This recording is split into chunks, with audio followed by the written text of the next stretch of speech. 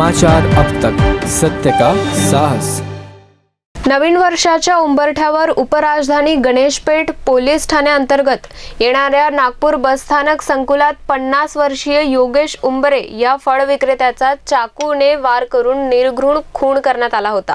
मृतक उंबरे हे फळ विक्रेते होते आणि कमिशन तत्वावर बस स्थानकात एजंट म्हणून काम करत होते। या हत्येतील 2 आरोपींचे नाव उघड झाले आहे। पोलिसांच्या माहितीनुसार मृतक योगेश उंबरे आणि आरोपी यांची जुनी ओळख असल्याचे समोर आले आहे। विमंडळ 3 चे डीसीपी गोरख भामरे यांनी घटनेबाबत अधिक माहिती दिली। गणेशपेठ बस स्टँड परिसरात काल संध्याकाळी योगेश उंबरे यांचं वय 50 वर्ष यांची काल चाकूने स्टॅबिंग करून हत्या करण्यात आली होती। योगेश उंबरे हे तिथे फ्रूट स्टॉलचे काम करायचे, त्याचबरोबर तिथे बस स्टँडमध्ये ट्रॅव्हल एजंटचे कमिशनचे पण ते काम करत होते।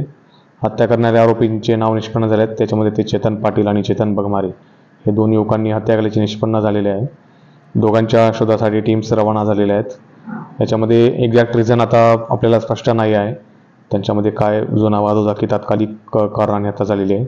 आरोपींना ताब्यात घेतल्यावरच याच्यावर अजून स्पष्टता आपल्याला येईल।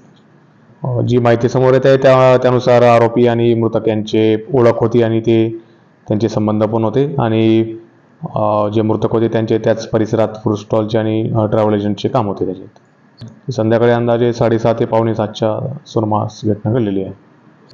बस स्टँडचे समोरच झालेले आहे, तिथे त्याच परिसरात झाले आहे। समाचार अब तक के लिए वीडियो जर्नलिस्ट अमोल तुमसरे सह रिंकू पानतावणे, नागपुर।